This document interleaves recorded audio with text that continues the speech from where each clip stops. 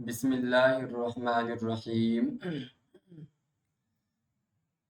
محترم و معزز ہمارے ویڈیوز کو دیکھنے والے، سننے والے اور مسائل کو سمجھنے والے، دیکھیے، جو لوگ بھی اس دنیا میں آئے انہیں ایک دن اس دنیا سے جانا بھی ہے۔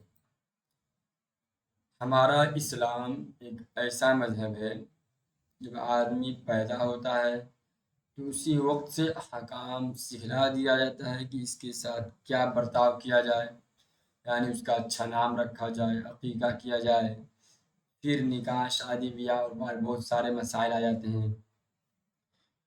خوشی کے مواقع آتے ہیں، ان کو کیسے گزارا جائے۔ اسی طرح جب آدمی کی اس دنیا سے جانے کا وقت آ جائے تو جب وہ آدمی اس دنیا سے چلا جائے تو اس کے ساتھ کیسا سلوک کیا جائے، جب جانے لگے تو اس کے ساتھ کیا برتاؤ کیا جائے، کیسے طریقے سے پیش آیا جائے،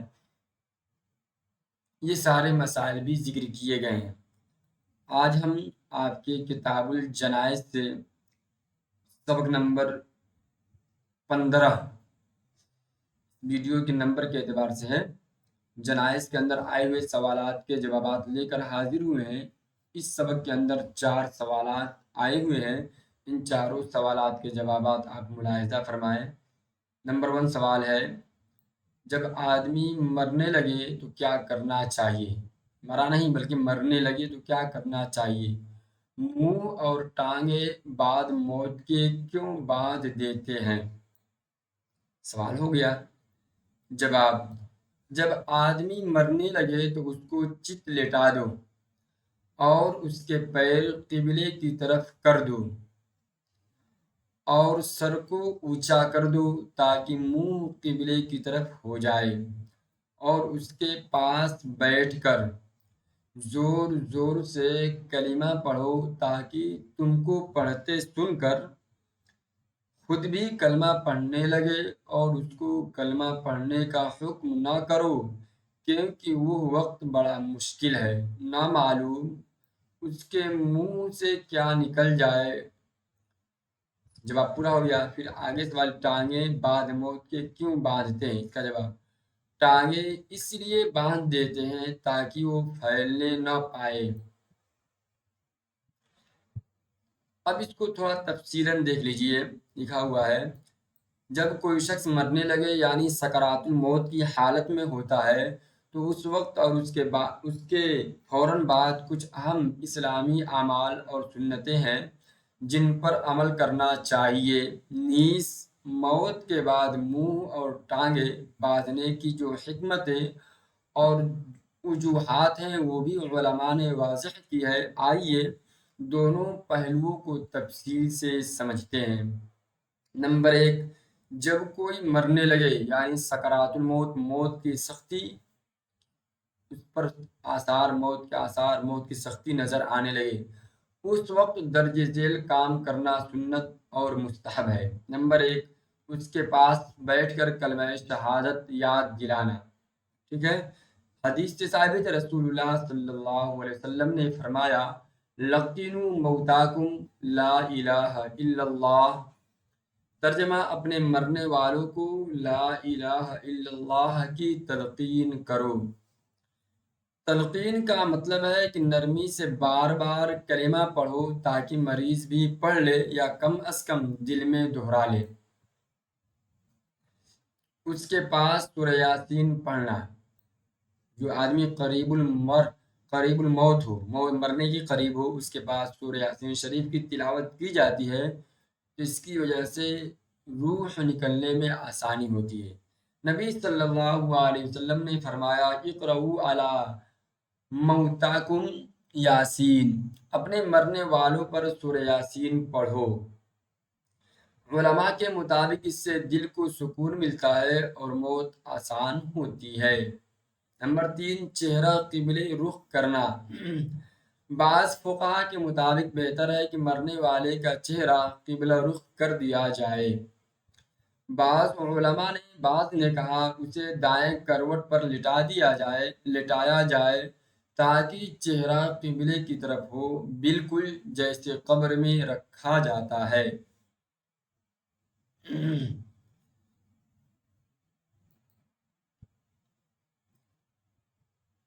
آگے دیکھیے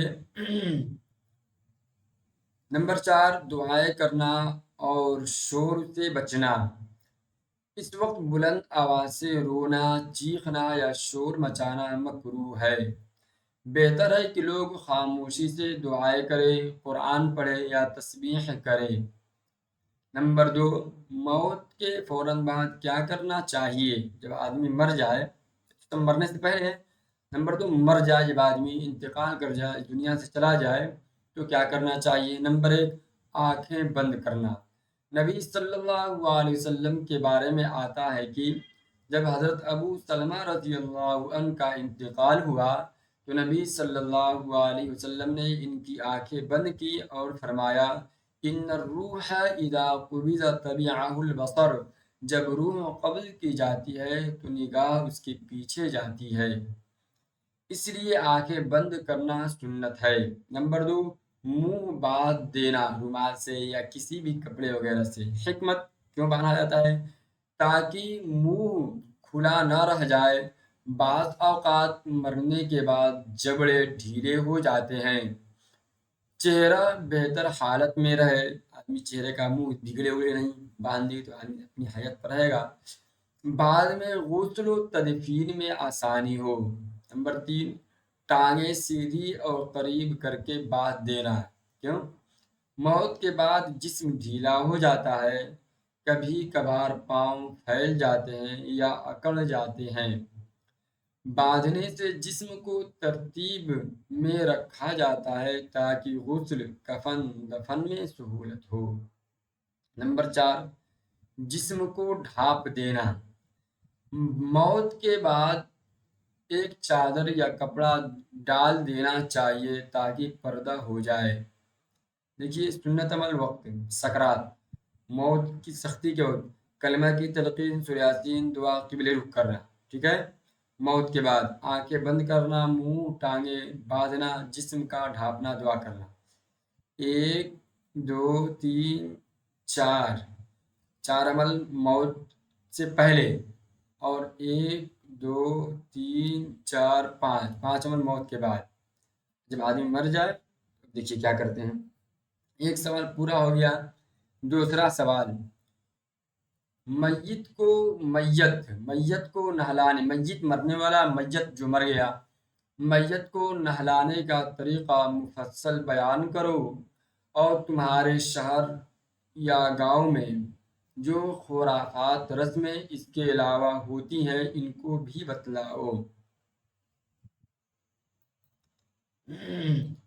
دیکھیے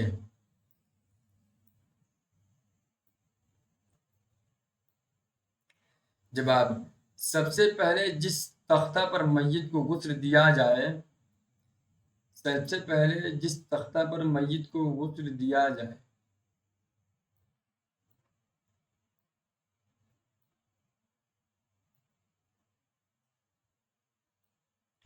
یہ رنگ جو بہت زیادہ مناسب نہیں معلوم ہو رہا ہے۔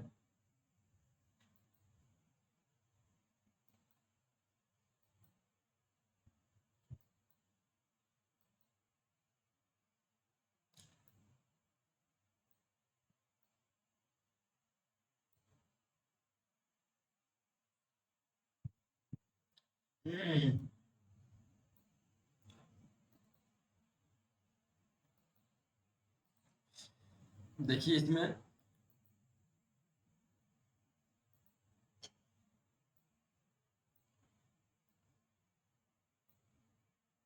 خراب ہو جا رہا ہے۔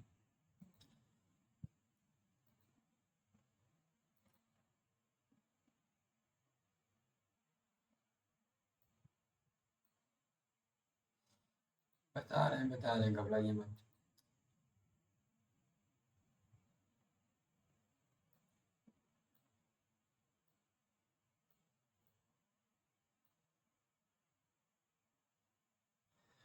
دیکھیے سب سے پہلے جس تختہ پر میت کو غسل دیا جائے اسے اچھی طرح دھو لیا جائے۔ اس پر میت کو قبلہ رخ یا جیسے بھی آسانی ہو لٹایا جائے۔ اس کے بعد میت کے بدن کے کپڑے اتار دیے جائے اور میت کے سطر پر کوئی موٹا کپڑا ڈال دیا جائے تاکہ میت کا جسم بھیگنے کے بعد سطر نظر نہ آئے۔ پھر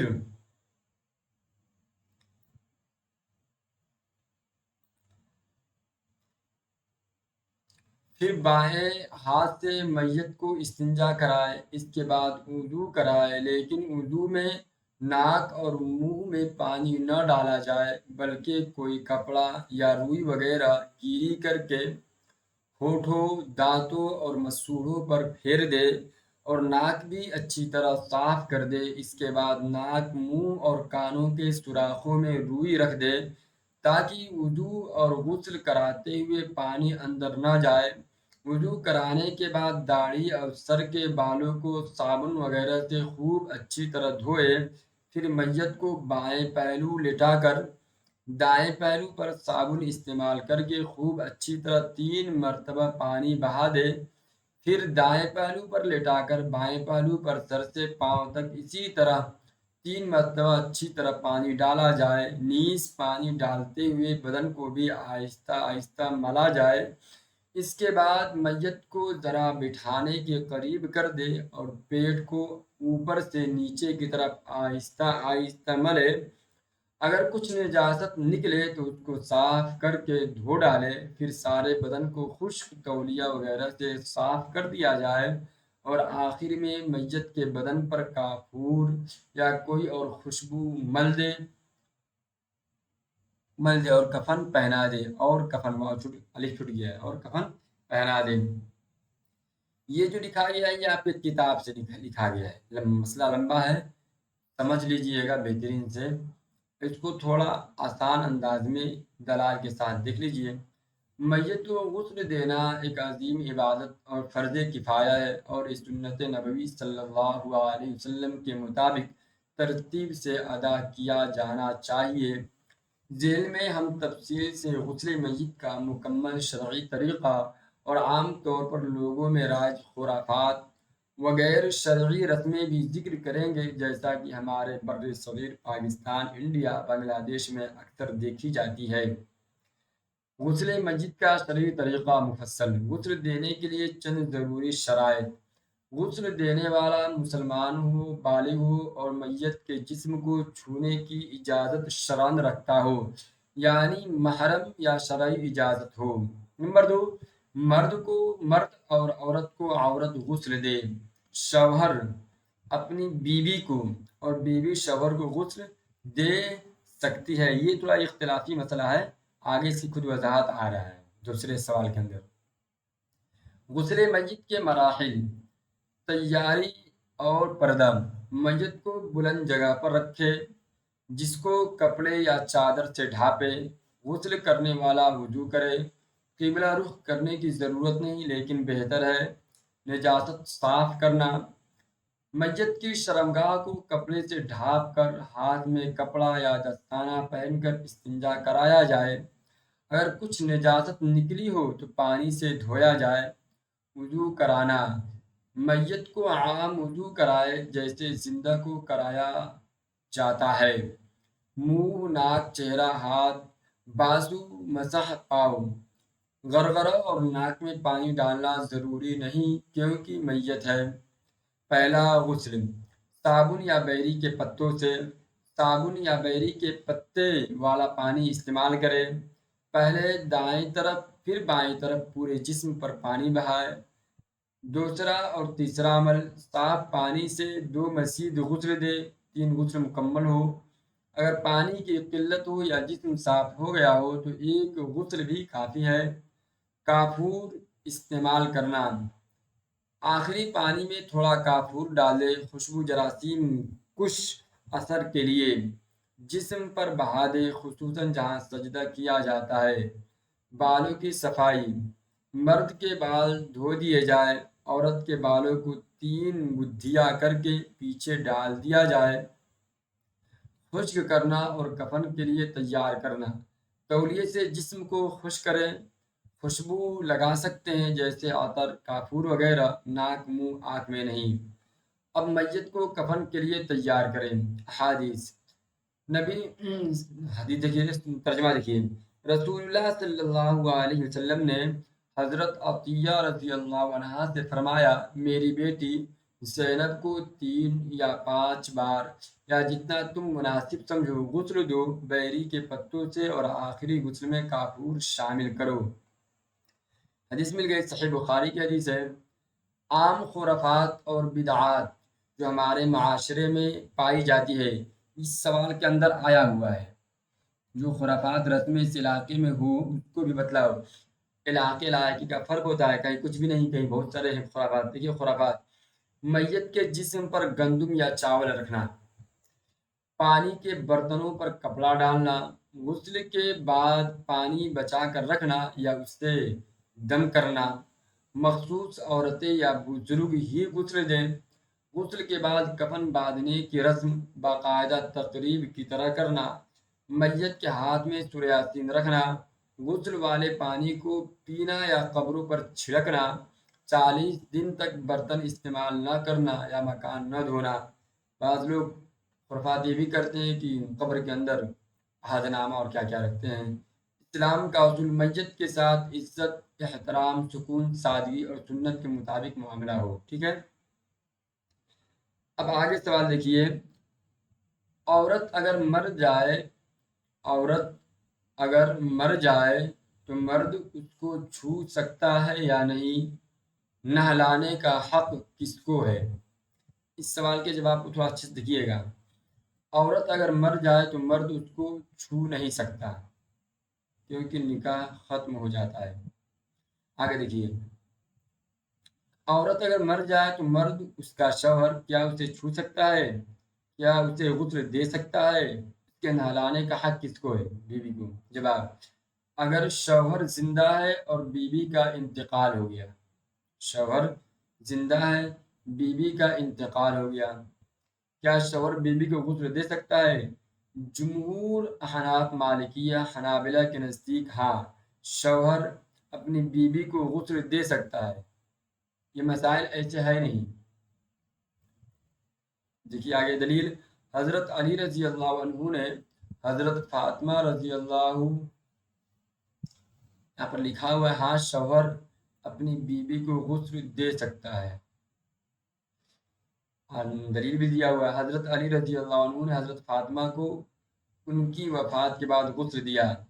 امام بیہقی اور دیگر محدثین نے اسے دلیل بنایا ہے کہ شوہر اپنی بیوی کو غسل دے سکتا ہے۔ کیا شوہر بیوی کو چھو سکتا ہے؟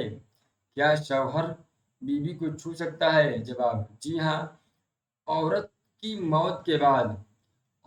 موت کے بعد نکاح ختم نہیں ہوتا ہے، اس لیے شوہر اپنی بیوی کو چھو سکتا ہے، دفن کر سکتا ہے، چہرہ دیکھ سکتا ہے، غسل بھی دے سکتا ہے۔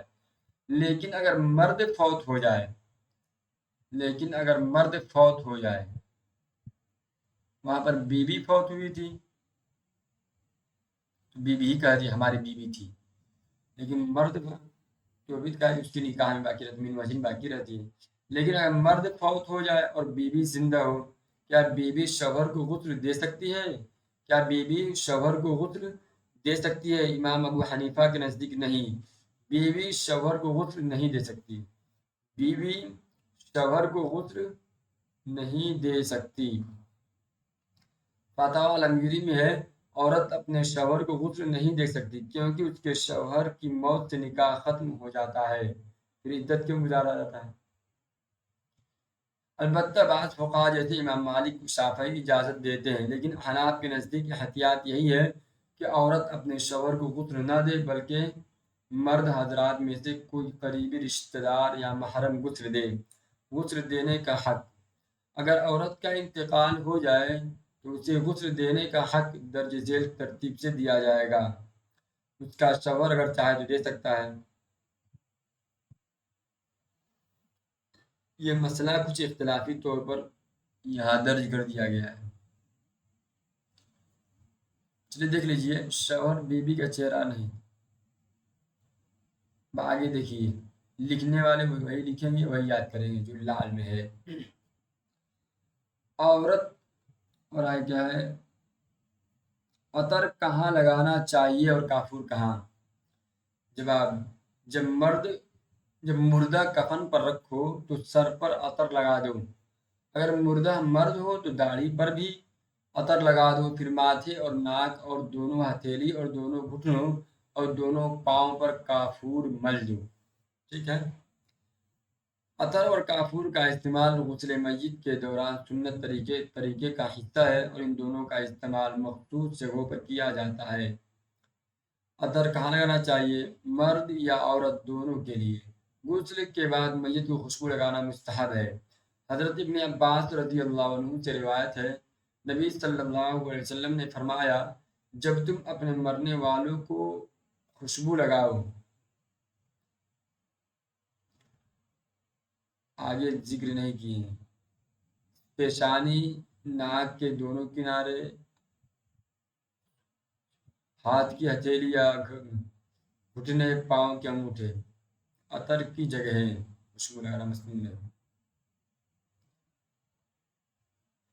देखिए, अतर पेशानी, नाक किनारे, हथेली, घुटने, पाँव, अंगूठे, आखिरी गुस्ल के पाँव, सजदे, आधा कफन के अंदरूनी तह। वीडियो लंबी हो जाती है तो सोचना पड़ जाता है। 4 सवाल में बहुत ज़्यादा लंबी हो गई वीडियो, तो आप अपनी ज़रूरत के मुताबिक आगे पीछे करके वीडियो अपना इस्तेमाल कर लीजिएगा।